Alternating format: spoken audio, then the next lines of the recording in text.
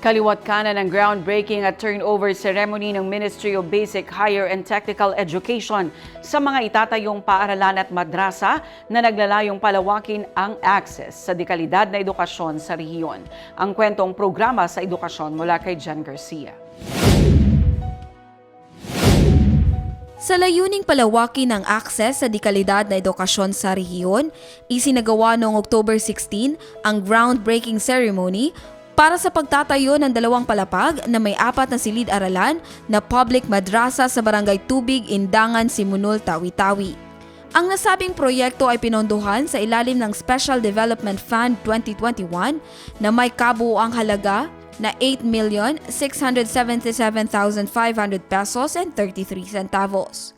Sa oras na matapos, layunin itong magbigay ng maayos at angkop na pasilidad para sa Islamic education sa komunidad. Kasunod ito, nagsagawa rin ng groundbreaking ceremony ang MBHTE para sa dalawang palapag na 4 na silid-aralang public madrasa sa Barangay Barira, Maguindanao del Norte sa ilalim ng GAAB 2023 na may halagang 10,161,972 pesos and 84 centavos. Noong October 28 naman ay isa pang groundbreaking ceremony ang isinagawa sa Barangay Nalinan, Sultan Kudarat, Maguindanao del Norte para sa isang palapag na may 2 silid-aralang school building na nagkakahalaga ng 5,430,050 pesos.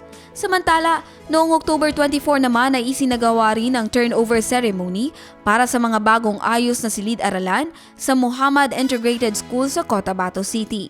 Pinondohan ito sa ilalim ng FY 2024 General Appropriations Act na may halagang 3,755,930 pesos. Ang mga proyektong ito ay bahagi ng patuloy na pagsisikap ng MBHTE na mapalawak ang oportunidad sa edukasyon para sa mga mag-aral ng Bangsamoro at nakaangkla sa advokasya na No Bangsamoro Learner Will Be Left Behind.